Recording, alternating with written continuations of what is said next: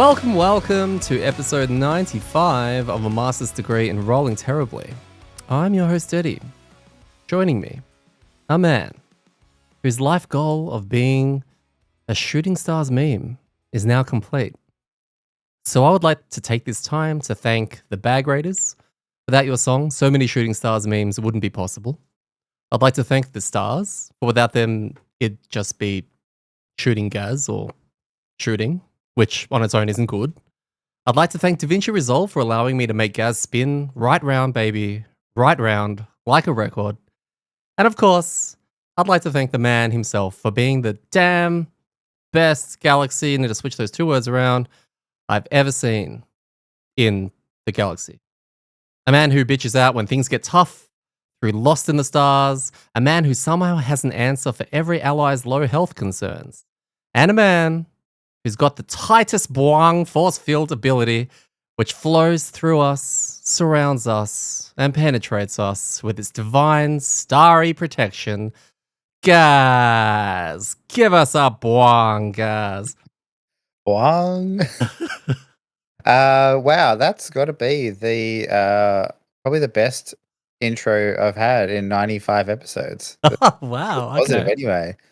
So thank you. Hi everyone. Yes, that made my day and my week and maybe even my year. Although the year's not that far in. So let's see. Like check back in around about the end of December and just ask, hey, is anything better happened than when you got to be a Shooting Stars meme? Well, And if I you can don't. get into two shooting stars memes, maybe. Well, I mean, I know a guy who does the editing, so there's a chance, right? No, that was really funny. It really was, and I got to see a little bit of a sneak preview before the episode got released. So yeah, Daddy was like, "Hey, check this out!" And A lot of the times I need to make sure you're okay with whatever I put out. Like, it's not, and you're the sounding board for, hey, is this okay? And you've never said no, but I'm still just checking. yeah, that's it. So, and he's like, "Have you got a minute to watch something?" So I was like, "Yeah." So I remember I was in the lounge with the kids and stuff. I was like, "Oh, hang on, I just got to go look at something." I jumped on the computer and I just cracked up laughing. Like I couldn't stop laughing just watching it. So, um, the other thing as well for those, we talk about footy sometimes on here, AFL, which means that most people have no idea what we're talking about. But the other reason that it's quite funny is that a few times a year there's like a shooting star meme for like random plays or players in the league, and I didn't realize that it was a. You were telling me that shooting star memes were a thing outside of all that. So, but me and Diddy, whenever one comes out, we're always just share it with each other because it's always awesome. Right. So yeah, I do. I feel like if there's a life achievement, become a shooting stars meme, then That's right. yeah, Yeah. achieved. I'll have to do the same for Mark and Phil one day. Well, I'll get then better at them as well, because it's not animated, right? I didn't animate you. You were mid-animation. I had to do the pause. So just get the fundamentals right, and then I can animate you when you're doing something weird. I'll make you do something weird next time, just for that. I mean, how long do you go for as well? I'm not 100% sure. But look, if it's in the episode like that, it may be annoying if I went for 3 minutes. But if it was a standalone, maybe it's fine. People may want to watch you shooting across different galaxies and different backdrops for 3 minutes. So You know what a good test is? You should just cut that part and chuck it on shorts and just see what kind of reception it gets. yeah, okay, we'll get And that done. that's it. We'll go viral. How were our AMDs this week? I'm just curious. It's something that we need to be tracking because obviously things are terrible and then good and then terrible and good. How are we sitting this time? Mine was quite good. I think it's because you touched my deck. Phil refused to touch my deck. But though he did at the end, just as a bit of a, he's like, "Oh, lol, here I'm going to touch it," and then I think he proceeded to draw really badly. So, yeah, it sucks for him. But no crits for you. No, that's right. Yeah, I didn't crit. I think it's the only one I didn't crit. I think I maybe missed once. We all But missed. We all definitely missed. yeah, I didn't really miss anything really bad. I think maybe my miss was a bit meh anyway. It was just like an attack. Yeah, okay. So yeah, I think for the most part mine was fine. Yeah, okay. I crit 3 times. And I touched your deck. Yeah, you were off the chain. Like your AMD was just, you were like channeling it in a fill. Well, I know. It actually feels good. I get it now. I get it. It's a good feeling. But, like, I mean, imagine if that was all the time, right? Like, I feel like Oh, I'd that's get bored. yeah, totally. Like, as if yeah, it would be too much of a good thing. So I think it for us who experience these terrible RNG moments of like, oh wow, my abilities just never do anything. Or all these red cards keep coming up. Uh, having one every 10 scenarios where we actually get to draw well, it's like a high point. Yeah. I wanted to have a little chat about a new card that has entered our live. We had a little bit of a chat about it last time. I want to talk about it again just so that we can hammer it into my head, and I think you know the card I'm talking about. So, if you have seen the playthrough, we talked about this last week. Phil has a card. It's called Environmental Survey, and it allows us to basically, within range 4 of him, not get damaged by hazardous and difficult terrain. So Well, they don't ignore exist. yeah, ignore the effects of because yeah. So you can move. You don't suffer the additional movement or the damage from. Okay. Yes. And I have a question. Mhm. Why is this card, Environmental Survey, such a complicated card to understand? Do the devs need to remake this card so it's less confusing? Is it a syntax thing? I have tried to scour the internet to find multiple threads, people abusing this card, but no. It's just, Is- oh, no. There was one. There was one from Detto complaining that the text needs to be larger. And D1TT1 said that they need little reminder cards like that came with the non AMD perks for Frosthaven. They didn't come with thingy. So it's actually not just me that's struggling with this. Yeah, no, it sounds like it's a real issue. Like lots of people in the community. I wonder if maybe one of the solutions is someone could create a like reminder app that just once every minute it went off and just like flashed the card up on your phone, so you'd get a notification. Right, Yeah. like it's like but you don't know, or maybe it's random, not every minute because you get sick of it. But like it's at random times, and just you get a message, you're like, "Oh, that might be important," and you read it. It's like, okay, within range 4 of the flask, not affected by difficult. Oh, okay, that's good. That's good information. Thanks, random notification on my phone. I was just thinking, you know those little plastic circle tokens we have that we're using for the hazardous terrain? Yep. Attaching 2 of them to like frames, and then Phil can wear them. And I'll look at him and be like, oh, that's right, that's up. Yeah. And that's a really clear reminder that Phil has hazardous terrain tokens on his eyes. Yeah. I'm actually wondering at this point if maybe it's just easier if he doesn't play that card anymore. I'm not gonna lie, that would make it much easier for me to understand. Scenarios will be harder, but at least I will stop making an absolute tool out of myself every time that I'm trying to remind you all that that's not how that works. It's just I feel like I feel like you're trolling us, right? But you're not, and then I feel really bad because I realize that you're not, and I don't like I like helping people. Like part of my job, actual job, is like helping explain people, like helping people understand things. And so I make a really big effort of like if someone doesn't know something, so they don't dogpile on them for not knowing. It's just like, oh well, I'll help you understand. Like I'll help explain. So I'm just trying to help, right? Sometimes gets in the way. So when you do that, it's just like but you don't take the damage from the hazardous terrain, and then you're like, why would you not take it? And it's like I'm like, is he fucking with me? Like, is this a bit? Like, am I getting got? Am I getting punked? Am I getting like you're gonna go gotcha, and then everyone's gonna jump out? Like, but then you're like, nah. I can see that in the videos as I'm editing them. And the worst part is you let me go through a full explanation because you're wondering actually maybe I am making a point that it's been missed, right? So you let me do the whole thing. Then there's a second or two of a pause. Then you remind me. And it just amplifies how shit I feel at the end of that bit. I'm like, oh my God, I did it again. And everyone else is silent. Everyone else is silent until that moment. And then everyone jumps in. And I'm like, oh my God. If they had just stopped me at the very start of that, but they wanted to see where I was going with it. But I'm making a conscious decision, and I have for quite some time of like not like I've made a lot of mistakes with the game, right? Like I have a pretty good understanding of it, but sometimes I miss stuff, like we all do. So if someone's just like, no, it should work like this, instead of jumping in at that first part, going like, no, because of this, like it's like let them finish talking, and then you'll be like, oh.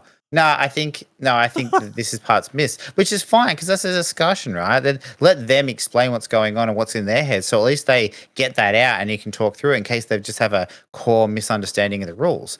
Or I'm wrong. And then I'm like, yes, you are 100% right. I hadn't even thought of that. I got to keep remembering that. So that's why I let you go.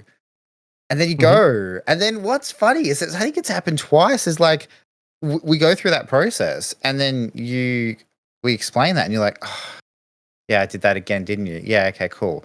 And then you lean in and you're like, all right, move there, take 2 damage. It's like straight after, like literally straight after you've just had this epiphany of realization. It goes out your brain again. There is something that's not connecting. There is just there's a part, there's some important piece in my head that is not connecting with it, and you know what? I'm okay with that.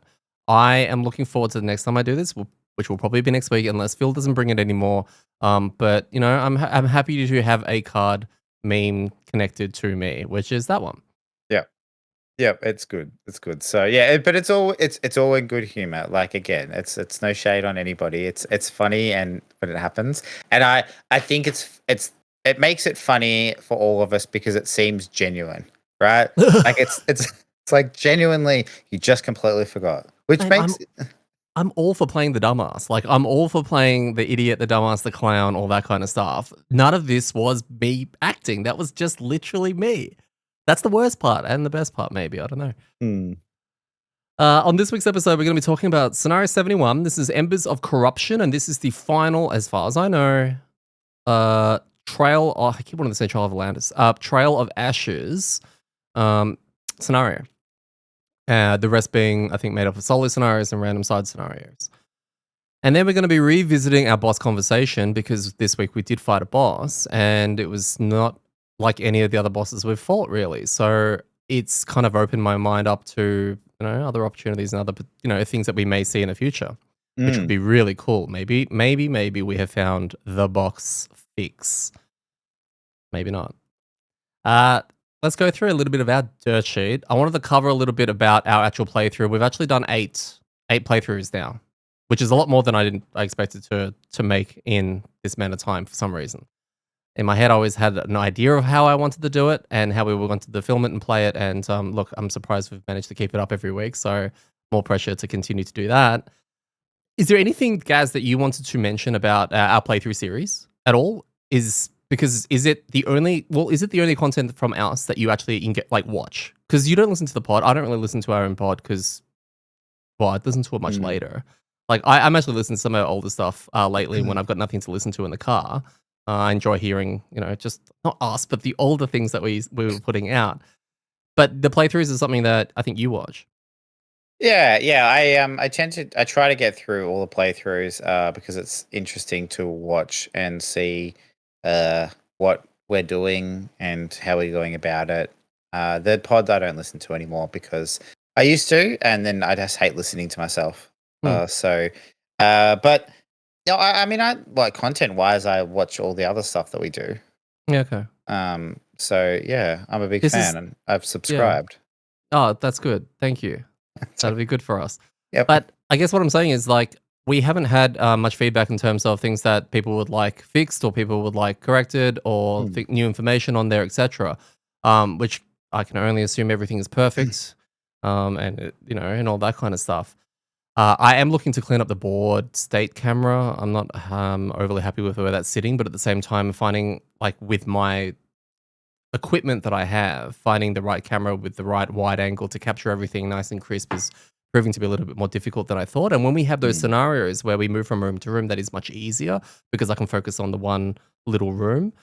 So things look clearer. Obviously, when we have a much bigger map where it's just one giant room, of trying to fit all that in is quite problematic. But that's something I'm definitely working towards. Just seeing whether I can clean it up a little bit. But yeah, I'm just Yeah. putting things Well, out there. yeah, like I think, I mean, judging from the comments and feedback for people in the Discord and on the YouTube thing, I think it's been getting better and better. So, the it seems to be pretty smooth in regards to what we do and how we go about it. The editing is like again just going up and increasing in quality. So that's a kudos to you. Um, and I think you're right. Like the focusing on the rooms will probably be more like it has been for the first 7 or so scenarios rather than this one. Because I think that's just more the Gloomhaven Crimson Scale's way is like lots of Mm, little rooms rather than one big room, which is kind of more mm. Frosthaven-ish. But yeah. Yeah, okay. Yeah, just well, I'm using this as an opportunity to just basically say, just as a reminder, you've had eight of these now, not you in particular, talking to the audience. You've had eight of these now. If there's something you would like done a little bit more, like if you want more information, just give me some feedback on this. If there's some improvements that we can do with it, I'm always open ears and looking for it to make the product better. Yeah. And then finally, someone did mention recently on Reddit, on the subreddit Gloomhaven, that they were looking for a Gloomhaven related podcast that wasn't Misadventures. And our names got dropped for Frosthaven and Crimson Scales. Thank you, Dwarf, which has been cool. But that thread itself, as small as it was, we aren't big on self promotion. I think we did a little bit back in the day, but this thread has brought in a new influx of new listeners just like that. And I've been watching them, the numbers, especially with some of the earlier episodes, like the first 10, are actually getting a good listen to again, which is really, really interesting. So there's a new influx of people coming through, which is kind of cool. So we look forward to when, meeting you all when you all catch up. Yeah, because it's interesting because we wouldn't have really started advertising the Discord till episode 20-ish or so, I right? actually can't Like, remember. so it's like people probably listening to the start ones going, "Oh, this is cool," and then after X amount, they go, "Wow, there's a whole community I can join and have a chat with these people." So yeah, it will be interesting. Hopefully, they stick around. They are probably really far away from this episode, so when they get to it, hello, Hey, person some from the. people binge this in like 3 weeks. We're That's binge worthy, insane. guys. That we are binge worthy. That is crazy that people would want to listen to me for that amount of time. I mean, your kids do. Because they have to. I feed them and like provide things for them, right? So Yeah. So finally on the Dirt Chat, I'm just going to say we are hoping our channel, amDirt channel, our modest little platform here can provide a little bit of everything for people who want to watch playthroughs, listen to unboxings, our reviews, our tier list, our top tens, etc. We put a lot of love and energy into amDirt. So if you enjoy what we do, please tell a friend or share a video or an episode you enjoyed. Gaz and I aren't the biggest with self promotion, especially me. So if you think your Gloomhaven or Frosthaven group would like extra content in their lives around the game that they're loving, let them know. We will be forever grateful. yeah, and like if you want us to do something, let us know, right? Like I know that we've done random reviews and random videos, but if you're like, hey, be really cool for you guys, your thoughts on X class, do a video. More than happy to consider it if it's Yeah, something that we know about and or can do. yeah, of course. So yeah, Although throw it a out there. lot of the Frosthaven info is going to start slipping a little bit. Yeah, that just makes it more interesting, right? You only remember the good things. You're like, oh, that class was the best. All I did was cool shit all the time. I had a great time with that. Yeah, the trap AMD is amazing. I Like, if made it's just so only good. yeah, that's it. So All right, let's get 71 out of the way. So on our way, we did our events. We had our city event 27. Our party explores the market, where a Vermling shaman approaches us holding a trinket in each hand. They ramble cryptically about blessings and curses, faith versus fortune, prosperity versus wealth, all words that I don't understand, before revealing two amulets, one of security and one of restoration. We are left to choose which path we will follow. Salespeople are confusing, Gaz. Intentionally. So I'll buy the wrong thing. yep. I'm a sucker for good marketing. So can you explain what happened and why I didn't Uh get it again? I don't know. Yeah, so there's a was it Vermling? Whatever the salesperson had two amulets and gave us some riddles as to which was going to be the right one and which was going to be the wrong one. Hmm. And then basically said, "Here you go, pick." And there wasn't an option to not buy anything. It's like we were just like a retail consumer that had to purchase something because we were Hmm. there and had money. Uh, and yeah, we had to pick one. Now, thinking about this particular salesperson, they must just be a dick, right? Because if they knew which one was the correct one, why would you not just sell that one? Uh, well, he still makes money either way, right? It's so exactly. So just sell it. Just be like, here you go. This But is what cool. is right? The one that doesn't curse you. But if they can get rid of the curse one, they can still sell the good one. just tell us then, hey, this one's really awesome. You should buy it. And then we buy it and it's terrible. We just don't go back. That's fine. Well, the bottom line is we picked the good one, didn't we? We did. Well, I think you did. Oh, I think it was collective. I think there was a few Mate, I had no idea what was going on. I'm sitting there trying to help collectively, you out with it. yeah, collectively amongst me, Mark, and Phil. No, Yeah. Phil also had no idea what was going on. Oh, yeah, I that's right. He made was the like, ass of myself, and he was just kept quiet. he just didn't listen. Yeah. So anyway, we figured it out. We got, what did we get? We got like blessed. Yeah, I think so. We got, you may choose to ignore the effects of the road event, That's which was actually very unique. Yeah, it was. It was a Get cool. out of jail free, but not Mm. one you can keep. One you had to cash in immediately. Yep. Yeah. And then what was Oh. the road event that we could ignore? Well, the road event that we could ignore was road event 24, guys. Our party carefully navigates a forest path. When we notice a set of traps up ahead, they seem intended for wildlife, but with animals scarce in these parts, it's more likely someone could injure themselves by accidentally stepping into one. This has nothing to do with us or none of our business, but we need to intervene.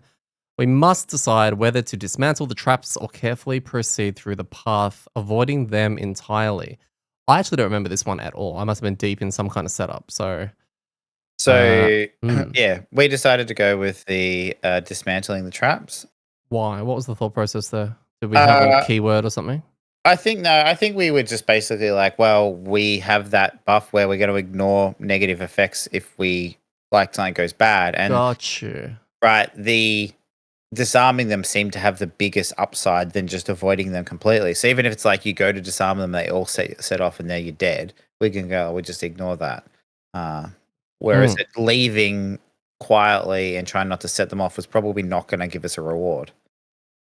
No, no, it's a good thought process because it's exactly what we did. Is that we went to dismantle them and we ended up getting an item out of it, which was thematically an iron snare, Yeah. item 30, which allowed us to put, I believe, an immobilized trap within range 3 or something like that. Mhm. I don't have it on me at the moment, but Yeah, which was very cool. Mark was very excited for that Yep, more traps. because he's going for a full trap thing at the moment. And I think the negative side, which was you decide to try to avoid everything, was something like you start the scenario with like 2 damage and immobilize.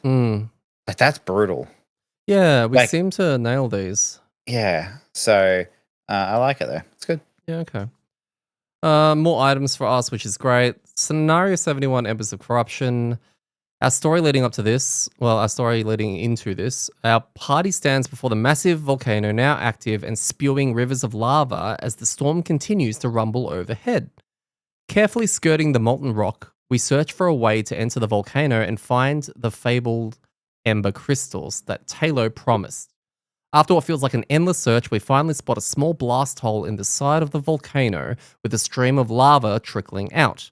With great care, we navigate the treacherous terrain and enter, finding ourselves in a breathtaking network of caverns filled with immense crystalline structures. Some glow faintly, shifting from blood red to black, captivating us as we move deeper into the labyrinth. Eventually, we emerge into a large chamber that overlooks the bubbling magma below. The scene is dramatic, the flickering flames casting eerie shadows. But the moment of awe is short-lived.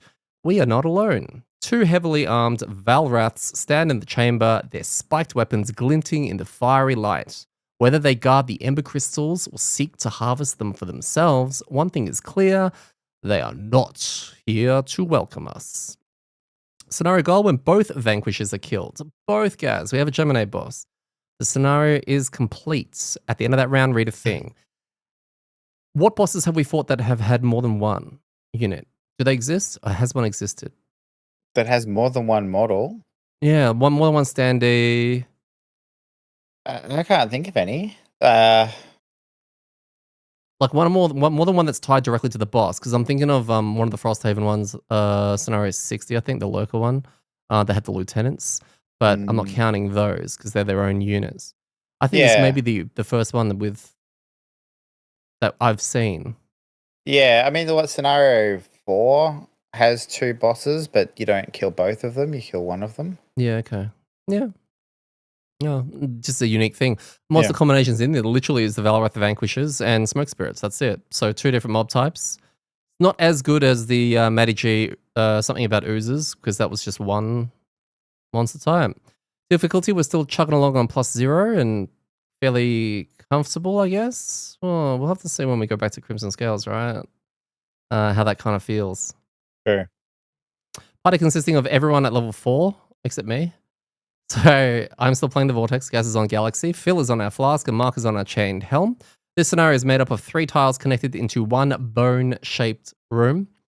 And we have a mixture of letter tokens spread out over the map, 2 treasure tiles, hazardous terrain, coins, and we start smack bang in the middle of the map. So let's talk a little bit about these vanquishers. All right. We assumed that they would have a monster ability deck like everything else in the game. And the monster ability deck for bosses in general are the standard 3 boss special 1s, 3 boss special 2s, and nothing special and a twin shot, I believe, which is a move and ranged attack targeting 2 things. The ones like that, we loaded this into X-Haven and we noticed that it was coming up with the initiative only. And that was it. There was no information. It said, please refer to the actual card itself, which was a bit annoying for me because normally that means I have to get up and go work out where that is because digital world, I don't keep everything organized and then I had to run around and look for that. But interestingly, I think it was we found I found them in the Monster AMD pile and there were only 4 of them for this guy, which already is a bit weird because normally they have 8. Okay? So they're officially pulling from 4 instead of 8, but where this will differ is that Haven bosses effectively only have 4 cards in general. So every single boss has Twin Shot, which is 1 ability, Nothing Special, which is the second one, Boss Special 1, and Boss Special 2. That's it. So it kind of still was the same, except that Boss Special 1, Boss Special 2, being 3 of each, they're going to spam those a little bit more. Whereas this one, it's not, because there's only 4. There's a weird math thing here somewhere. Okay. And I'm wondering whether or not you can kind of shed some light on it or see it, how this would... Is it similar? Statistically, it can't be, right? So run it by me again. So in Gloomhaven, they have Boss Special 1, Boss Special 2. And Frosthaven. Frosthaven, they have 8 cards though, don't they? Yep. 3 Boss Special 1s, 3 Boss Special 2s, and then 2 extras, yeah. And 2 extras, yeah. And are the refresh cards the same? What do you mean? Like the refresh cards, which of those cards refresh? Is it one of the Boss Special 1s and one of the Boss Special 2s? Boss Special 2s. And so I assume and so in Gloomhaven they have Boss Special 1, Boss Special 2, and then 2 other random cards. Yeah, I believe so. And the refreshes are there 2 refreshes or only 1 refresh? Every character in the game, I believe, or monster unit should have 2 refreshes. Okay, so do the bosses because they only have 4 cards?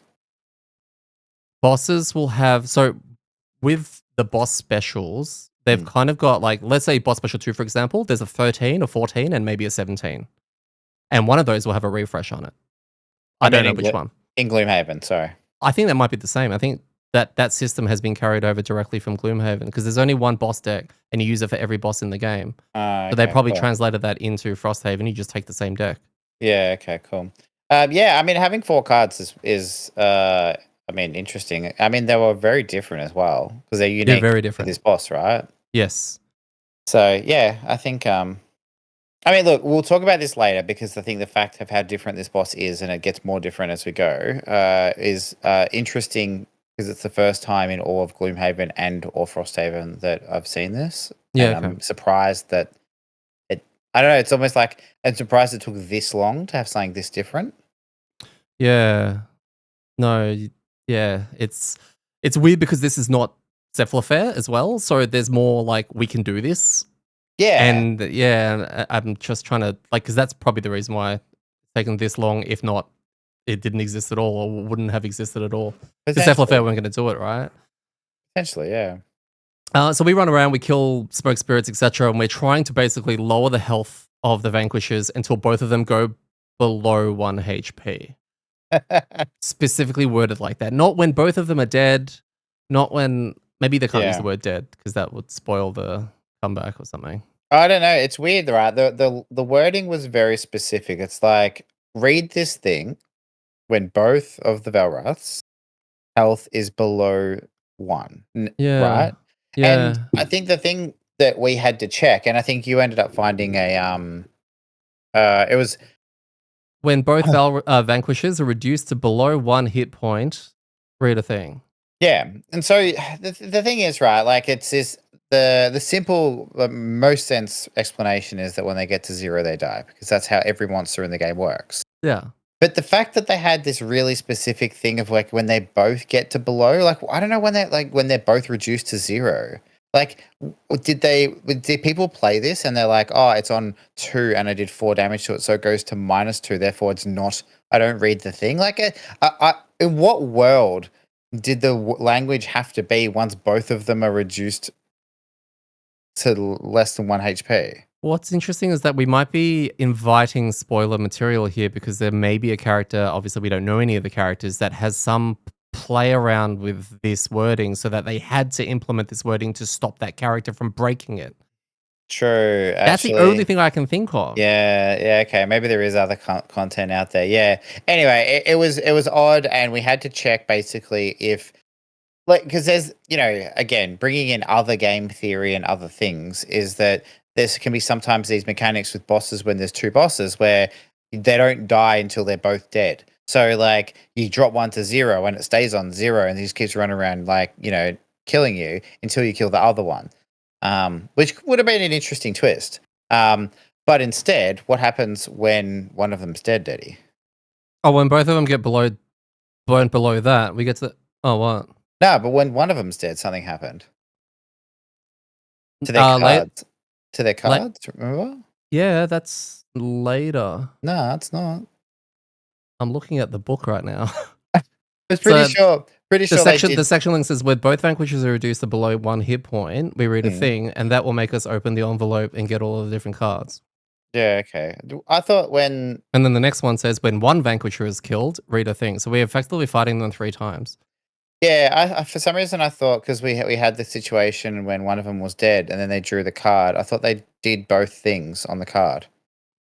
There's one specific card, I believe, that Ah, it was that one. Okay. had an FAQ entry of what happens if, one of them's not here or Yeah, something like okay, that. The cool. other one performs both. Yeah. And that's actually how we solved the question that we confused ourselves with, which was very simple, because someone had asked what happens when one's not there, and they're like, "Oh, you do this." And it's like, okay, well, one cannot be there then, which means they can die. Oh So, yeah, gets yeah. way worse. So the additional thing was once we did that first bit, I had to then open envelope S. What the hell is envelope S? Now in Frosthaven, there's a bazillion envelopes. It's very easy to find. In this, there's very few envelopes, and it has a whole bunch of cards in there. So I had to dig out a bunch of the manual cards, which, by the way, for this character or the Vanquishers, they upgraded their cards from the monster-looking ones into player-looking ones, which was already very confusing and already very cool. And what do you call it? Foreshadowing as this may be a future something that we can get our hands on. Mm. It 100% looked that way. But also, a voice kind of yelled out, and it was someone saying, bad Vanquishers, we have to destroy you. Be gone, Vanquishers. And it was an orchid, right? It was an orchid that came into the picture, and the the orchid basically had their home, I don't know, removed or destroyed or something like that from these vanquishers, and they've come back to get revenge, basically. Yeah. And they've joined us. They're an ally, and they're known as a shard render, an orchid shard render, That render. and they've got their own cards as well. Which now we use the ones from the thing. That's right. There was ones from the thing. I think 'cause what's confusing me is we've got X Haven up, and I need to know which things to take out, and I Yeah. forget which ones we took out. But ultimately, we have an ally now, an Yeah. ally that's running around with us. The vanquishers come back to life and go back to different spawn points and bump their health up, and now they're enraged vanquishers, and now they get a new card system, which is, I believe, what you were about to explore. No, I wasn't. I was talking about. I think that one specific card where it did both things on there, so it was bad. Oh, yeah, Because yeah. there was only one. It was like, do this thing, and then you're like, oh, what happens if there's one? It's like, oh, it does both of the things. Because just to go back a step, and this kind of makes sense for their new cards as well. On their ability cards, which made them different to normal monsters, is they had like an ability and then a 1, and then an ability and a 2, because there was 2 standees for these because we're fighting. So they didn't both do the same thing. It was usually like they both move, so they would move, it might be 2, like move +1 or move -1 or whatever it is. And then it would be number 1 does a melee attack in a cone. Number 2 does a range attack to 2 things in immobilizers or something like that. So both standees are actually doing different things. And then that's what made it interesting, right? Because it wasn't just both of them moving in and punching. They actually acted kind of like different mobs in a way, Mm. but they were acting simultaneously, which was kind of cool. Um, and then yeah, when we got these new cards, it was the same thing. They both had their own actions, but now we have full ability cards the same size as characters. So there was like so much more text on there. Mm. And the rules were basically they do like you draw a 1, yeah, and then they do the top action and the bottom action, Right. which was cool. Very cool. The asymmetry that we learned as we were playing is that number 1 was very melee orientated, number 2 was very range orientated, which was very cool again. And then we also had different immunities, right? They both were immune to hazardous terrain, but then one of them couldn't be immobilized or wounded, and the other one couldn't be poisoned and muddled. So, and I think you made a call at the very beginning when it came to planning who's going to go and deal with what, because all of a sudden we've got this weird asymmetric boss fight that some of us will be stronger against one of them and Mhm. weaker against the other. So divvying that kind of things up. And that played throughout all of these action cards, right? It was always, unless they were both double coning, one of them was doing range attacks, the other one's doing melee attacks, and every now and then they'd swap places, which is really cool. Yeah, and I think one of the important immunities there was immunity to mobilize because that means that they're immune to shackle, which was something we had to clear up early on as well. So that was Mm. definitely one of the ones that Mark was the least interested in fighting because it meant that a bunch of his actions, abilities, and stuff like that wouldn't work. So yeah, it was interesting. So now we had them respawn. Again, back at their starting locations, a bunch of smoke spirits spawn with them. So we've got some extra smoke spirits to deal with as well. And then they start coming in using these kind of pumped up ability cards. While we have our shard render drawing Oh my ability God. cards as well. Like sometimes doing really cool stuff and sometimes not. Majority of the time doing some pretty amazingly cool stuff. Has the most amazing immunities. For some reason, didn't seem to cop any of the poison and disarm and all that kind of crap that was Mm. being, happily something we would receive. But also seemed to have shield when it needed it, or ward when it needed it, or I don't know. It just was perfect. I don't think this thing lost health. No, I don't think it did really. And if it did, maybe it got healed itself or something like that. But okay, so like talking about like planning and like predictions, it was towards the end, and one of the abilities that the Velraths could draw was it did an attack on the furthest away enemy, right? So it wasn't a ranged attack. It was just like on the furthest away, and because of the way that the map was shaped, and it was kind of a bone, there is a way that that ends up being someone all the way down the other end of the map. And what happened was one of them drew it. So we had the turns, and we'd killed one of them. Spoilers: we managed to kill one of them, and then we were basically all down one end, and Mark was up the other end with the one remaining, kind of fighting it. And so we were all going to make our way. So we're all used some big moves. And then the first time we've seen this, our shard render plays a card that says basically it goes really early, which was like a 10 or a 15 or something like that, and just his 5 shield. But that's it. Doesn't do anything else, just 5 shield. And we're like, mate, like, we got to get a wriggle on. Like, the dude's at the other end of the thing. 5 shield ain't going to get you there. And so we all move along. And then when it gets to the Valrath's turn, which I think must have gone really late, we realize that it's got this card that says, attack the furthest away enemy. From where it was, he was the furthest away. It So we was the did this attack greatest parry. did like this attack 4 with a whatever it was with an AMD, and then we're like, oh, okay, it does no damage because this Valrath is just sorry, the Shard Render is just too good. You hear the echoing of deflection happening down in the other corridor, and he was like, I don't know what that was, but it sounded cool. Yeah, it's like, don't worry, boys, I got this. And So yeah, it was funny. and Chartrainer also was meant to, like, you will ask me about the health because of the formulas, right? And they were like, it's got 15 health, but X-Haven's saying 21. Which one are you using? And I was just like, let's just use the X-Haven one. It's meant to be 15. It's meant to be the card one. It didn't matter. It didn't make a single difference because I don't think it lost any health, not No. once, right? Self ward, crazy high shields, pierce on attacks, heal, and strengthen self. Does it remind you of something or someone? The blink blade, No, I was going to say the infuser. the infuser. Also an orchid. Oh, the Astral. green, the astral. Okay, yeah, yeah, yeah. Interesting Yeah, I'm just wondering if it's like this is the prequel precursor. to the Astral. Yeah, yeah. Well, I yeah, know. yeah. So, but yeah, it was interesting. The only other question I had about the orchid that just came down. Do we have any idea who that is? Like, was there anything through any of this Trail of Ashes storyline that hinted at some orchid showing up to be like they killed my family? Most probably. I don't recall anything. If there But is, and somebody knows, can you just let us know? Because I just found it incredibly random that they were like, "Oh, hey, by the way, this dude is also going to help." He's like, "Hey." well, it's not Taylor, is it?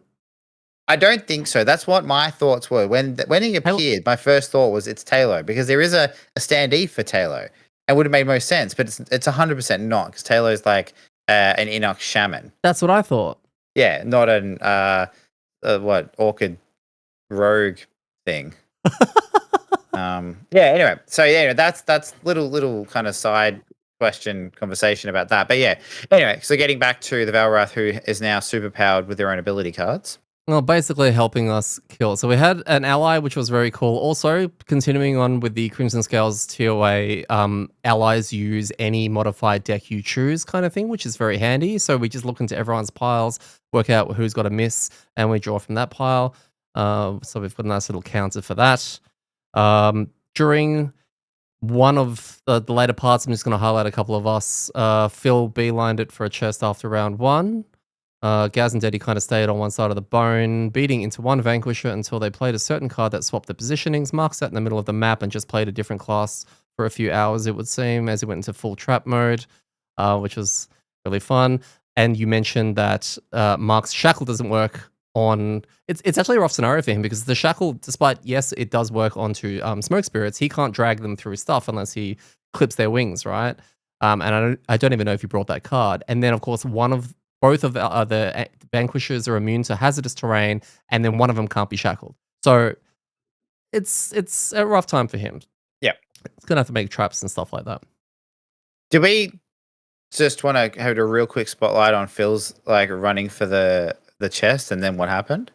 No, we haven't talked Okay. about that. Go for it. So yeah, at either end of the bone, there's basically the bone maps. There's basically a treasure chest, and so we were going mostly to one side while Mark walled off the middle with traps, and Mm. and fought in the middle a little bit. And then so once we were moving over, we killed one of the Velraths in the first phase, and then Phil was like, "I'm going to go get the chest," so he ran over and got the chest. We then very quickly killed the other one, and he thought there was going to be an extra turn. Now the chest happens to be right next to where the Velrath spawned. So basically, we're in the mid. Spawn is a key word here. Yes, yeah, because they have a turn exactly. Because he's like, "Do they get a turn?" I'm like, "Depends if they're spawned or summoned." I'm pretty yeah, pretty sure they're spawning. So they spawned, and not only that is there's extra rules of like if you're playing with 3 or 4 people, you also get to spawn an elite smoke spirit like right next to.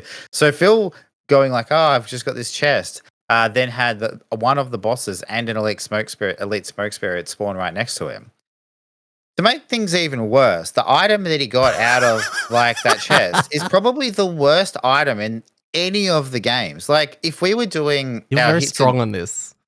if we were doing our hits and shits list for items and two-handed items, it would be at the top of my shits list. Like in fact, if we did an all-time greatest hits and Oh shits my list of god, what the dude. items, this would be, I think, in my top 3. And I don't want to say the top because there might be some really bad ones I'm forgetting, but this would be in my top 3 of worst items in the entire Haven series Okay. So the item is ever. called the Tyrannical Staff.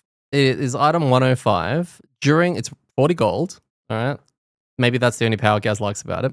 During your ranged attack ability, place a character token on one of the targets of the attack, and that enemy loses flying after the attack. It's a burn or a loss, consume, and it's two-handed. Now, why don't you like this? I mean, I'm not going to speak too long about it, but Any item that we kind of talked when we did our hits and shits on one-handed items, so two-handed items. So the tricky thing with two-handed items is it uses two of your slots in on your character. Usually you can at least find one thing you want to go on one of those, even if you've got a spare one, right? If you're like, oh, this is really good for me, and the other one's just whatever, I'll carry something. This uses both, right? Which means that you can't use anything else.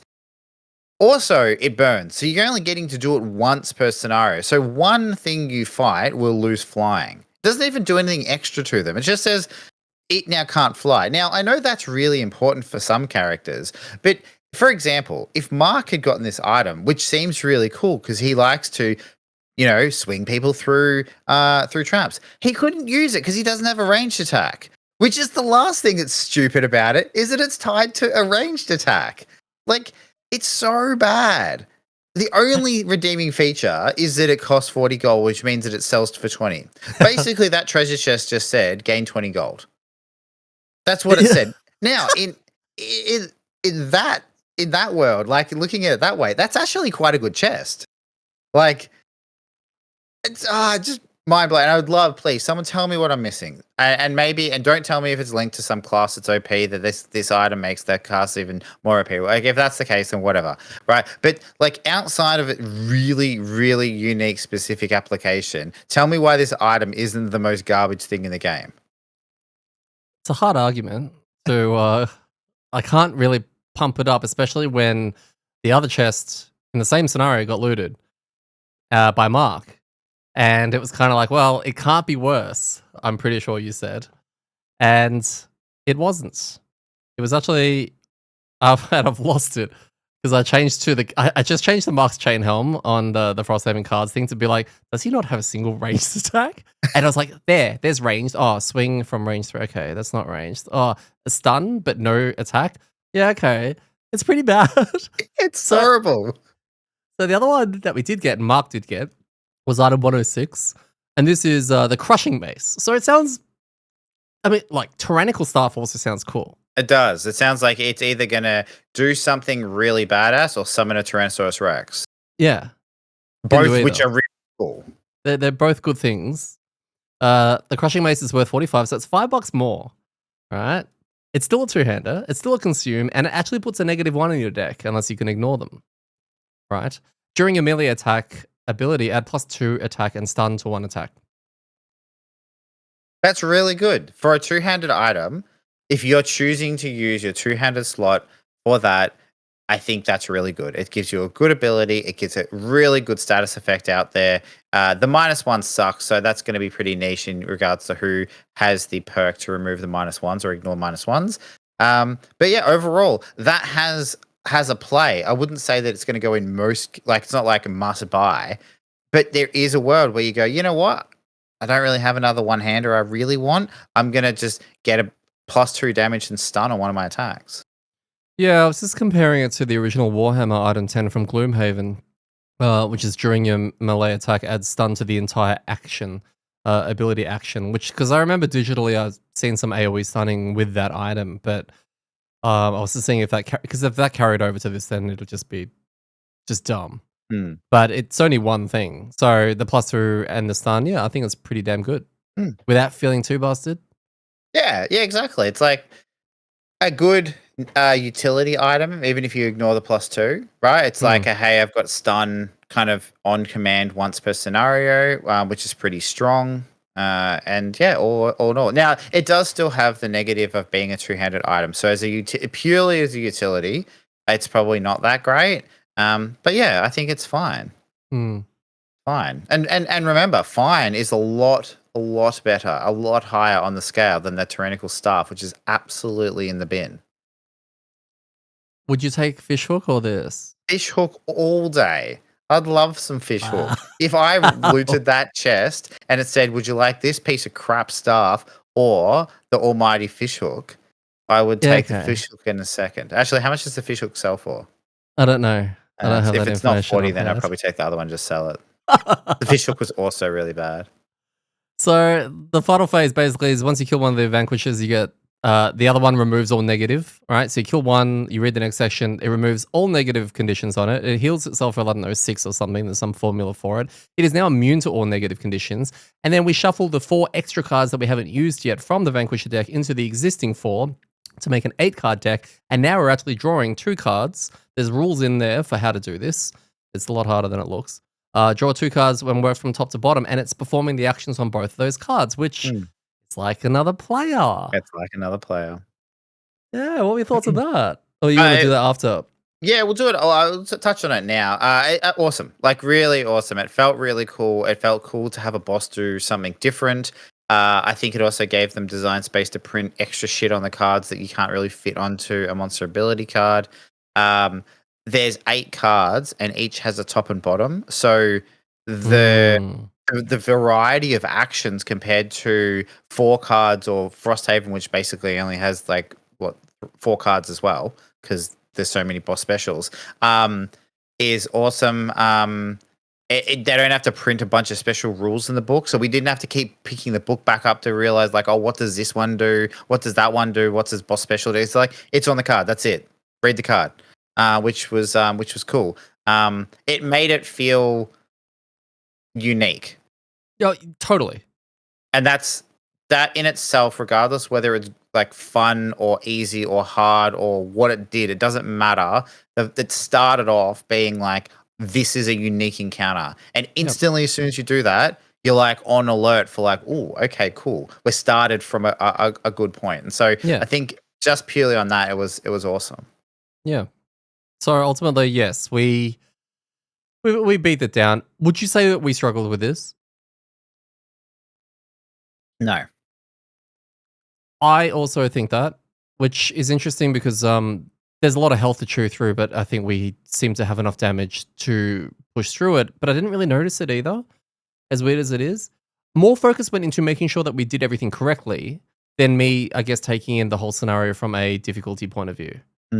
Like, I never felt pressed or pressured too badly. Yeah, I think we got, I'm going to say pretty lucky, but we also played really well. I think it was a combination, right? Like, if I think about, we cleaned up the smoke spirits pretty quickly, and they've been a pretty big bane in our kind of plays. But also, there was some big crits. Like, I'm pretty sure at one stage you crit one of the bosses for 12. Now, I know in the scheme of things, pardon? Twice. You could twice for 12. That same ability, the Void Consumes with the 3 Tide Pods, I'm pretty sure I crit that twice. Yeah. So, like, 12 isn't... I mean, it doesn't seem huge, but when we're talking about these bosses having... What, I think they started with 36 each, and then they had 45 each the next time. Yeah. You know, I think because we were... we managed to do some big hits on them. But the other thing as well, we managed to fight them by themselves. If we had to fight 2 bosses at the same time that were both like just jamming us, right? And they were on 36 health, that becomes hard because it's a decent amount of health to chew through. That's the other thing. If it's 45, like 90 health worth of things to burn through is quite a lot. Even 45 is quite a lot, especially if they're both wailing on you.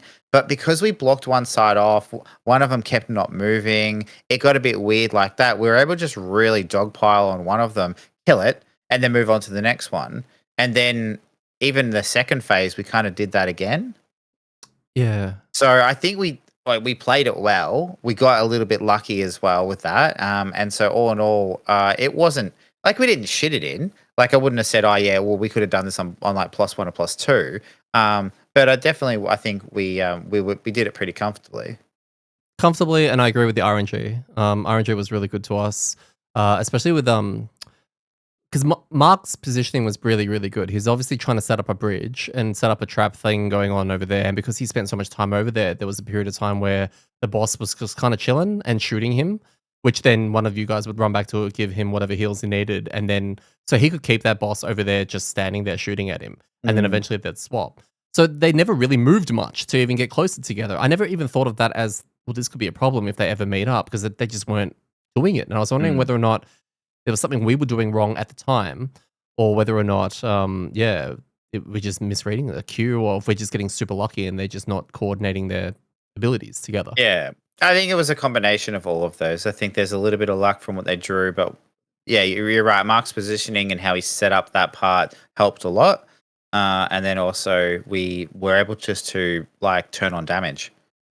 Like there was just points where we're like, okay, it's damage time, and so everyone had some big cards to throw out. Like Phil's starting to really pump with that. I don't know. Nutrient overdose. There you Yeah. go. How do you know the name of that card? Um, Because I have to edit it in every video every week. Yeah, yeah. So like that's an attack 6, right? So, even once per cycle, even without a decent AMD draw, that's still a good amount of damage on a single attack. And he's able to do that. You're starting to really get your flow. Like you use that what's it consuming thing? What you The say? void consumes. Yeah, like you use that at least 3 times. Yeah. And that's a big attack. The Reaching Darkness is another one you use lots. Um, and that's like a ranged 5. So that's again. So I think starting to get that flow where all of your good cards and all of Phil's good cards are definitely coming out each cycle and definitely doing a good thing. So that damage is really starting to add up pretty quickly in each rest cycle. So yeah, it was good. It was good. And yeah, we did complete it. We got to the end, we got our summary. So the second Valrath does fall and the glowing crystals around us gradually fade, their light extinguished. We begin to understand the immense value of these geological wonders, prized not just for their beauty, but also for their potential uses in enchantments and intricate concoctions. However, before we can act on the temptation to gather them, the Shard Render sheathes his daggers and speaks with calm authority, saying, "Leave this place. The sanctity of this home must remain preserved. These crystals hold the corruption that cannot be safely harnessed. Those who try to will be driven to madness." Like these Valraths were, which is kind of like, oh, okay, cool. Better not touch those. We glanced around and reluctant to abandon the treasures, but the Shardrender extends a hand towards us and says, "I can see your disappointment, but your journey is not in vain. Allow me to join you. And together we will leave this trail of ashes behind forever." Though leaving the crystals behind stings, the Shardrender's offer provides a new path forward, and we accept it with resolve. When it says join us, what does that mean, guys? It means that they're now like playing with 5 people. Like there's a fifth Oh, we've person increased in the that. player count. Okay, yeah. That's how. So all those people that are wondering how to do that, you just need to do this. It's an unlock. Like how you play some games and then you unlock multiplayer and all these other modes. Yeah, you have to finish this quest and you unlock 5 player mode. So we unlocked Gemstone, as far as I knew. I didn't really know what else it was called, and then I Yep. had to look it up, and it's called the Gemstone. So what are your thoughts on what, I mean, other than warding and staying alive and never losing health, which is the opposite of a lot of our characters? It seems pretty busted. Sounds broken as. I mean, if they're anything like the ability cards, which you'd hope they would be, multi attacks, lots of pierce. It seemed like some retaliatory, shieldy stuff. So yeah, I don't know. I guess based on knowing absolutely nothing and just seeing it as a monster kind of ally, I feel like it'll probably have like good DPS, a mix of ranged and melee, and maybe some defensive stuff. Like again, like a gemstone type. I'm thinking the hardness of a gemstone type thing, and then the like kind of sharpness of a gemstone. That might be the theme of that. But yeah, Yeah, okay. Are you interested? to play that particular character. Right now, you got your PQ, you've got your symbol, you've seen it. Now you've seen this symbol. Are you trading symbols? No, not at all, because I've got the Oh, symbol that I want. yeah, that's true. I can't say Yeah, I am either. It just on paper and just seeing it, it reminds me a little bit of Astral, and I know it's not going to be that way, but I don't have the best memories, so I don't trust orchid warded people. I feel like this is a character that Phil might swerve into, Hmm. right? Because we know what symbol Phil's unlocking, I don't. and oh, don't you? No. I'm pretty sure we talked about it when he I heard you say it, but I thought that was just like an example you were giving. an example of. Oh, okay, yeah. Well, I know what symbol he is. I thought we all checked our symbols to make sure we didn't like pick the same one. Uh, Oh, maybe. I, don't- I yeah, because I wasn't part of yeah. that conversation, but Or do you want me to tell you, or you want to be yeah. surprised? Well, the example you gave me was Target. Yes, that You're is. like, let's say he gets this and he decides he doesn't want it, then Yeah. he can have this. And I was like, that's a good example. Like, I don't know if he's got that or not. That's what he's got. So Okay. we talked about when he picked target that it could be like a sniper, right? So like a DPS like ranged character, or if you turn it slightly, it kind of looks like a trap. That's right.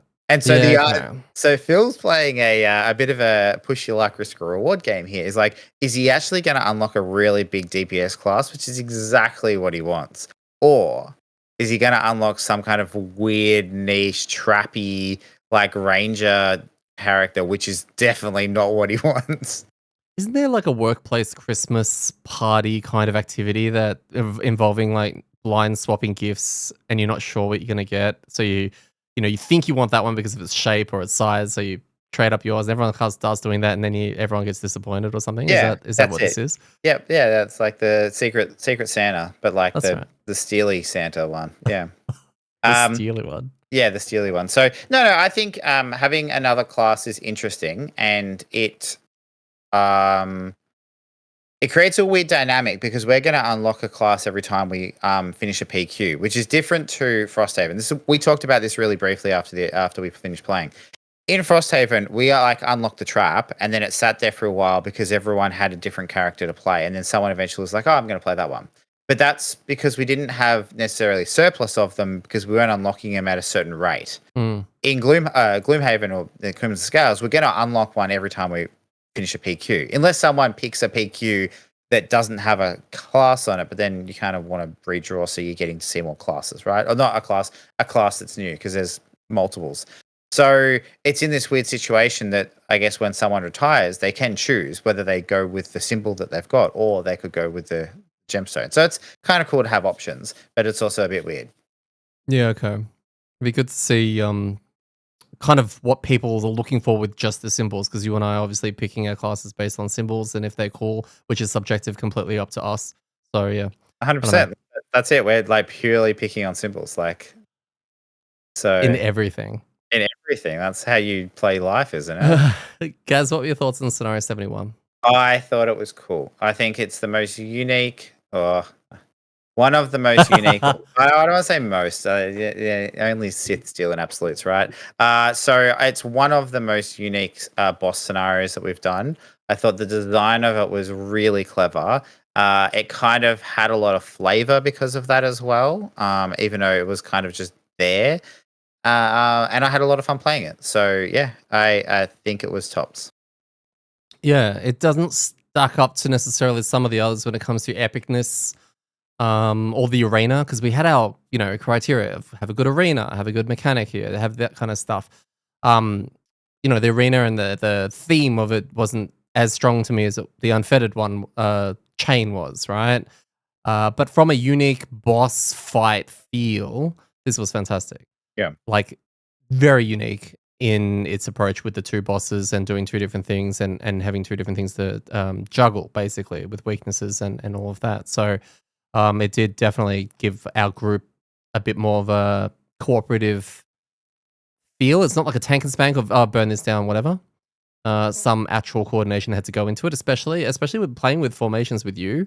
Every time you play a character with any kind of formations, which is now only twice, our cooperative communication and everything goes up. So look forward to when that disappears and we go back into Unga Bunga mode. This The this other, boss also had a lot of health to chew through. hmm. So I don't know how, if those crits that we landed, those big ones, if they were misses, I don't know how we would feel or whether or not. Yeah, I'm not too sure. It's really really hard to say because I think when we ended it, it felt comfortable, but it was round 17. We finished it on round 17 for the second week in a row. I don't know what our cards are going to look like by that stage or economy wise. I know I was feeling fine, but yeah, it just felt like their RNG kind of may have given us a little bit of the V here. Yeah, I mean, I had one turn left. Oh. Right. Yeah, so I was almost dead. And I feel like maybe we had a few more. But yeah, you're 100% right. Like if your two crits aren't crits, let's not say they're misses because that's the complete opposite end of RNG. But let's just say they're zeros, right? Then that's an extra 12 damage that we don't do at certain points. And I think one of them was like insta gib one of the guys. So that was a really critical crit then. And I think that yeah, you're right. Like with a little bit of worse luck or maybe worse planning, it could be tricky because there is a lot of HP. Hmm. I think one of the ability cards as well that they have is a heal. Um, maybe in the first. I don't remember if it's the first phase or second phase, but I think we only saw it once. So there's also Hmm. that chance that they pull that more often. So yeah, there's weird situations that could get out of control. Um, One thing I will say though, because you mentioned like when we talked about good boss fights, what they needed to have, and the arena. It's a really good point actually, because when you said the arena, I was like, oh, I thought the arena was pretty cool. But actually, you're right. Like theme wise, there was nothing. Imagine if this had been instead like put around like a volcano, because we're supposed to be like at the top or inside a volcano. So, imagine if it had been like a larger kind of like arena with like lots of the hazardous terrain everywhere, which wouldn't have affected us because of Phil, right? Because Phil has this card that when he plays it, if you're within range 4 of him, you ignore difficult terrain and hazardous terrain. You should look it up. It's really good. That's really I good. know. How good is it? Yeah. You should play And that.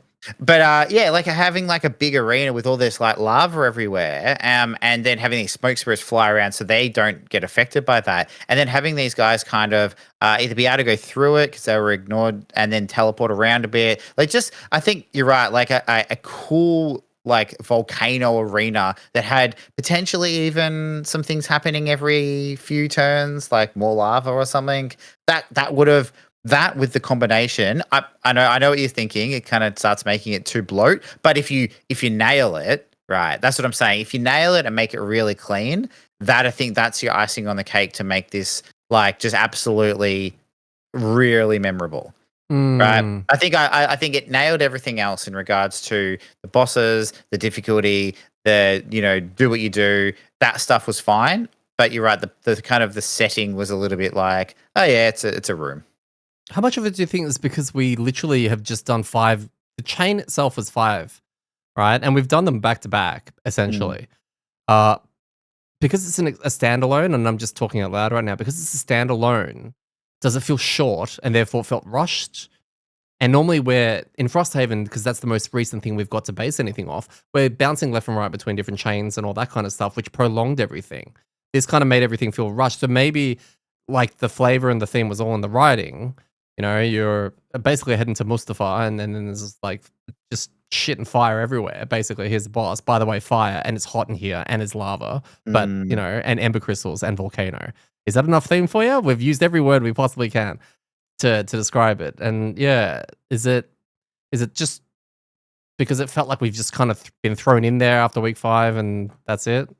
I don't think so, because I reckon that the best themed or like I don't know, Marbo vibe, whatever you want to say for a scenario chain, we did was the Prison Break one that Alexander and team created, because I loved that, and we did that back to back, right? We did those 4 or 5 scenarios like in a row, and I thought that the scenarios were good, plus the writing was really good, and the theme made sense, and it took you on this mini journey.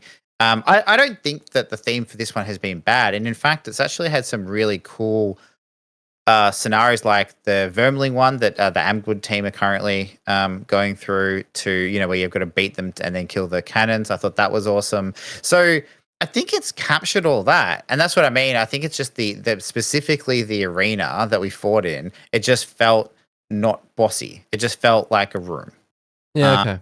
and I think that's the only place. But again, as per your face when I was saying you could do this, I agree. There is a very big risk that you add too much to it and it becomes just like a admin nightmare.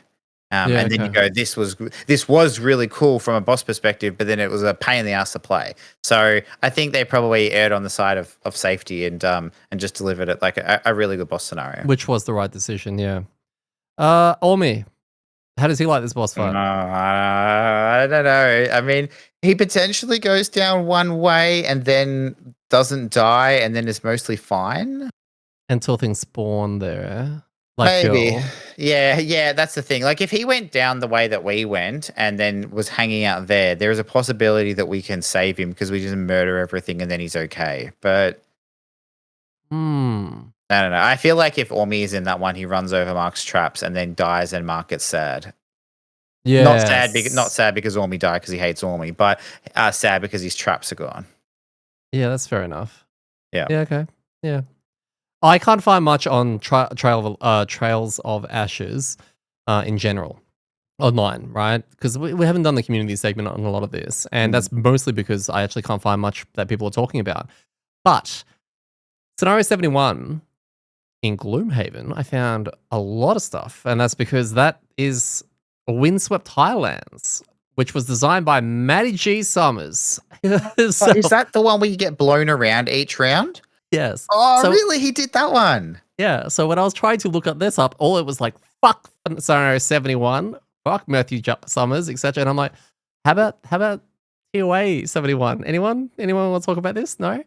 I thought that Wow. was really interesting. So there's a lot of Yeah. stuff on Scenario 71, just not the one we did.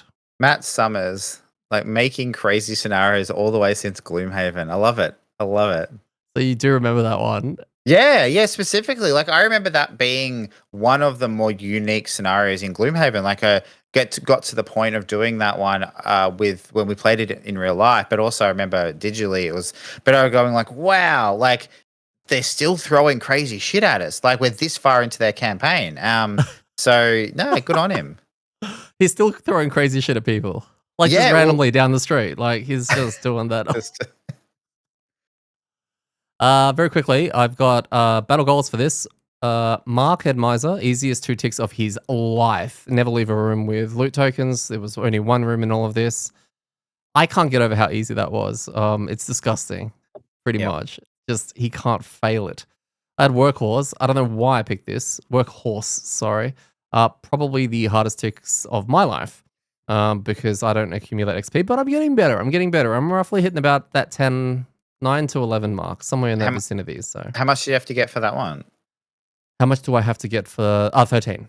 Ooh, yeah. I mean, like, I love that you chose it to motivate yourself to really, like, if you didn't have a motivation to get XP in the first place, it's like stack quests, right? I'm pretty sure the other ones were worse. So I was Okay. like, I think one of them might have been Bastion, and I don't know, but they weren't really doable. So this one felt the most not doable, but doable. Bastion is like the flip side of Mark's one, right? Mark can't fail that, and you can't pass yours.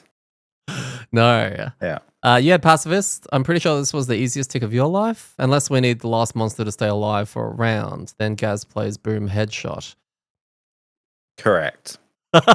Did not attack things. Yeah.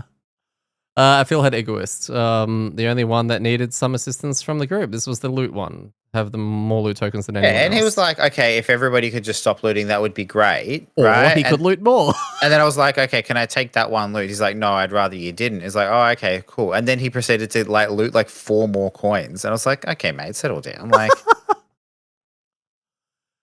All right. What I want to, I've got no script now. This is you and me, guys. We're gonna have a chat very quickly. mm. Well, I actually don't know. Do you want to chat about a little bit deeper into the boss thing, or how do you want to do this? Yeah, totally. Like, when we didn't talk about it much during the playthrough, but we did, much of what we just covered then as well on like how this felt when we were drawing these cards, the kind of, oh, that's cool. Like, you don't get that sense of discovery when you get to a boss normally because you read out all their special rules in the page. So I guess not so much talking about this specific boss, but I was wanted to have a little bit of a discussion and get your thoughts on it because I know my thoughts and we can kind of mix them together and see what happens. But about this kind of style of a boss scenario, so using ability cards and not the normal monster AMD, or not AMD, sorry, ability deck. Um, is that a better way of doing it? Right. So overall, just wanted to see like, do they need to move? And I say that it's like everyone who designs like Haven games, but do they need to move out of the standard kind of box that they've created for themselves with uh the boss abilities and move to something like that or something else? So I don't know what the other answers are, but it's just the idea that this, because this is the most different way they've done it, right? Yeah. So I guess where I thought when I started thinking about it, I'm like, okay, well, in all of Gloomhaven and all of Frosthaven, right? They use the monster ability deck. They have boss special 1 and 2, and then they jam all the special rules onto the instructions. So it's like the pros and cons of that, right? Like Mm, the pros are that it flows exactly the same as everything else does in the game. So you're just drawing cards and it works because everyone's just like, oh yeah, I get how monster ability cards work. There's no questions when a card comes up, it does that thing, and then it just says maybe you have to refer to the book, mm. right? What have you found any? Are there any negatives to From using that this system? one of them is I thought it was going to be the digital implementation using Xhaven and helping assistant apps because Xhaven doesn't have any of the information that we had for how we would run and how many people would run. What I found interesting was that Secretariat does have everything on there. So on my computer, when I went to have a look at the things, the full cards are actually next to the mob. As in the boss, the vanquishers actually have the two cards there, and there's a little scroll button so you can see the whole card because they're trying to fit it along, a row. And I was like, "Oh, interesting." So that's already a limitation that I thought couldn't happen that can be done. But we are not like I'm not a designer, so I don't know whether or not this was the correct way of doing things if you wanted to expand further options, or whether or not it's limiting. Because I could sit here and be like, "This is a phenomenal system. I love the two card thing. It feels like us. It feels Hmm. like we're playing against an AI version of us, etc." Only to be told that nah, but design limitations means that we can't do X, Y, Z, etc. with that kind of system. Whereas I feel that those limitations are probably more tied in with the old system of boss special 1, boss special 2, right? Yeah, well, that's exactly it. I'm trying to think as a player rather than a designer because you're right. We're not designers, and the people who put this stuff together are like far more experienced and go through a lot more processes. I don't know their thinking, right? So it would be interesting to talk to one of them about this. I'd love to ask like, what made you try this, and why has it not been done more? Mm, But I think about the kind of the cons or limitations of the standard boss special 1, boss special 2. And I'll only refer to Frosthaven because I can't really remember the bosses from Gloomhaven that well. But none of the I don't say none. It was very rare that the uniqueness of the boss came out of what they were drawing, right? So if I think about the bosses we really liked in Frosthaven, they were interesting because of the setting, because of their special rules, because of their phasing. Like, the lurker one with the commanders, right? mm, Lieutenants. That wasn't interesting because of what was printed on Boss Special 1 and Boss Special 2. That was no. interesting because of the scenario special rules, you know? And so I wonder if that's the limitation in this is like when you are only putting abilities on Boss Special 1, Boss Special 2, you've got to put all the rest of the stuff around Mm, the scenario. So the scenario becomes the boss, which is fine, except that when you run into like the other lurker boss where there's basically no special rules, then the scenario is just really like a tank and spank, and it's to say, well, that was boring because like literally it was just can we do heaps of damage really quickly? yeah, okay. I wonder how Whereas much of it is going to be with the design because we're assuming, well, not assuming, we pretty much know by now that we think that both the boss and also shard render are characters, right? So therefore, they've got to base their boss cards around what they would do, like as characters, so that they're structured like that, oh, as opposed to everything. so you think the bosses that we fought will be characters? Yeah, well, there's an extra box that has no reference to it whatsoever, with a giant V on it, which I'm assuming stands for Vanquisher. And the fact Okay. that those cards are definitely AI cards because I looked at them and there's no, how there's little tiny boxes above and below the middle of the card for a base attack to and bottom move to. They don't Mm, have those on those cards. But I mean, the V box and the TOA box is actually quite heavy and thick. So there's a lot of stuff in there. okay. This is all speculation. So that's why I was like, think back to Frosthaven Scenario 4 with the Fist and that. They still had just a regular monster deck. They've had to condense everything in that character into 8 cards to put into. Well, did they even? No, they had Boss Special 1, Boss Special 2, didn't they? They both did it? I Oh, can't I couldn't remember. tell you. I know they had a bunch of wacky cards because they were well, we kept drawing them and they had like weird things, but I Yeah. couldn't tell you if they had 8 unique cards or if there were multiples or if they had boss special 1, 2. Yeah, I'm wondering if whether or not the devs have made this the decision only for this scenario because it was going to become a playable character in Hmm. their world, I guess. That's possible. Yeah. So did the Valrath? Sorry, not the Valrath. That's the not that one. Did the Orchid? Is that the Shard Render? Is that an Yep. Orchid? Yeah. Yeah. Did Shard Render actually come with the same ability cards, but they were just implemented in X-Haven? I don't know because didn't look. Yeah. I Okay. don't know whether or not there's only 4, if they came with 4 again, or if it was a full 8.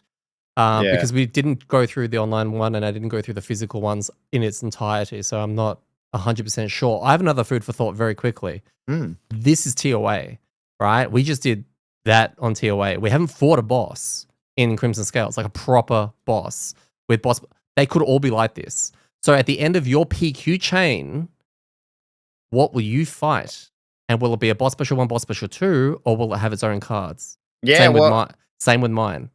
that's a good point. I mean, like, if there's bosses at the end of the PQ chains, yeah, you're right. Like it could be, Hmm. but because this is the first one we've seen, everyone's like, this is kind of normal, guys. But you know what I mean? Yeah. That makes a lot of sense. We've seen the expansion version, and we're like, well, I guess in release order, way further down chronologically than it's kind of, I don't know. Again, watching like season 5, and going like, whoa, that's really cool. I wish they'd made the rest of the seasons like this, and like we haven't watched them. The only way I can cement this information, guys, is if I go back and look for the boss special 1 and 2 decks. As in, I look for the boss deck. If there's a boss deck that came with Crimson Scales and TOA, I'll know that there's a boss deck and that they're not all using their own, right? But I don't know. Interesting. No, don't look it up. I Okay. wanna be surprised and excited, because it could be good. Like, if they have made every major boss, because we did fight that Hydra thing, which was kind of like a mini boss, right? That Mini water boss, yeah. Hydra. That used again, that didn't use boss special, but that just used the water spirit It deck. was basically an elite. It was just Yeah, all it okay. was an A elite. special elite, yeah. But if they've made every like kind of key boss, major boss in Crimson Scales have their own ability cards like this, then I mean, I'm so excited. That would be Like, very exciting. Yeah, it'd be interesting also because I mean these are the guys that did Rove, right? So would they have taken that with them? yeah, I think bosses having unique abilities kind of seems to be the way that most things would do it. I don't know, I feel like it's more unique or odd. No, odd's the wrong word. That Gloomhaven uses the same method for all of their bosses Hmm. and the same card method that all their monsters use as well. I mean, interestingly enough, like it was easy to follow the new special cards the bosses had because they work the same as ours.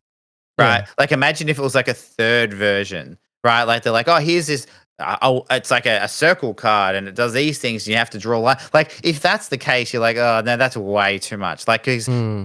by this stage, you're not learning the system of how a 2 card draw works or 2 card ability works. So they're just leveraging off what people know. Um, so yeah, no, it's fascinating. Anyway, I thought it was really cool. I thought it was worth talking about in a little bit more detail because like we hadn't seen it before, and I just wanted to say like if we are going to see it more, like that's amazing, and I can't wait. If we're not going to see it more, why? Like why would this be the only implementation of it? Like this came before Frosthaven. Yeah, I don't know. Like Then as if it has to be linked to the characters, right? The unlocked characters. Otherwise, they wouldn't go through that much effort for a boss. I mean, I hope that it's not a case, and I get it if it is, because this is obviously a limitation, but I hope it's not a cost thing. Like, how many bosses are there in Frosthaven? Like, what, 10 maybe ish? Say there's 10. If for every 10, you need to print somewhere between like 4 and 10 ability cards, right? Like, say it's 10. Now you got 100 extra cards. That it in itself is extra cards, right? Like, so maybe that bumps up the cost and the printing and the extra shit you have to do, and then the shipping and blah blah blah. I don't know. Yeah. I suppose that like Frosthaven could have cut corners by taking out, I don't know, the outpost attacks deck. That would have been just don't print that. I mean, there's a lot of cards in that. You gotta save a lot of money and At put it the towards something else. Yeah, at the end of each scenario, print it on the book. You get 5 morale, right? It's just a special rule. So, yeah, 5 morale, and then every 10 scenarios you get 2 axe nuts. Can you imagine Done. if they printed morale tokens and you had to keep them in a pile? It's Like how in the original printing of Gloomhaven, they had, was it curse tokens? I bless think and it was. curse tokens. Yeah, yeah, yeah. And they were, and it like people's minds, like, how do I get this? How do I use it? What do I do with it? It's like in Frosthaven, they had the 100 health token, and it was like, oh, we don't want to fight that. Whatever uses that.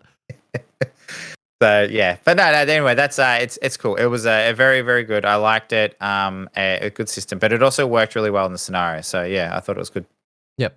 No, great fight. Definitely I want more multi-boss fights. I think that's what I really want. I want not so much tank and spanks. I want things going on. I want the fact that there's 2 here. Hell, I'd like to fight a Geminate, go after the ranged one while someone's bashing up the melee one. Like, just more, I want to do this, but that over there without it being a spawn point or something that I have to destroy or someone I have to rescue. That would be very good. Yeah, it is an interesting idea along the boss kind of topic and conversation is having more objectives to do, right? So like having a boss to kill and then objectives to do at the same time, so you can't have to split that way, or multiple bosses where I'm probably more thinking of WoW raids and bosses where you kill one, the other one enrages, so you have to bring him down at the same rate, which is kind of what we did, right? When we fought this, we're like, we don't want to fight because after we killed the first one, right, the second one kind of enraged a little bit, right? They got like bonuses from the cards.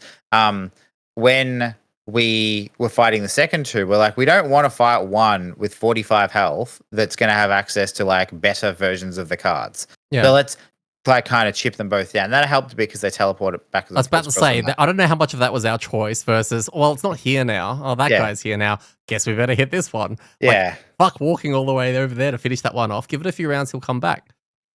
Like, really helped us. Yeah, I feel like that's that was an interesting part of it as well. So, but I agree. I think more interesting, intricate boss fights. Anyway, we're 1 for 1. Crimson Scales as a whole has delivered an amazing boss fight. So let's assume they're all the best. Are you looking forward to going back to Crimson Scales? Yeah, I guess. I mean, out of the volcano. I haven't really noticed a difference. Like, I know you mentioned it wasn't until you mentioned it earlier where you said we've kind of we hammered onto the TOA quest line. We've just been doing that, and I didn't realize until you said last week or when we played, it was like this is the last one in the kind of the quest chain. I was like, oh, okay, wow, that went really quick. But yeah, I guess so because I'm interested to see where the Crimson Scales things goes. Well, yeah, we've only done 3 scenarios, and I guess the most like rules complex one was the one with the water that was just coming over. But that's as deep as the mechanics have gotten. So it's going to go back to a little bit of tank and spank maybe, or a little bit of room clear, kill all, right?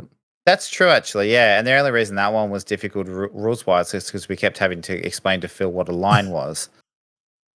I love it. All right, we will wrap up episode 95 there. And the core chain from Trail of Ashes. We return to the Crimson Scales with either scenario 4 or 7 or 9. I legit can't remember which ones we have access to because it was a year ago. I've been your host, Eddie, and I've been joined again by Shooting Star Gaz.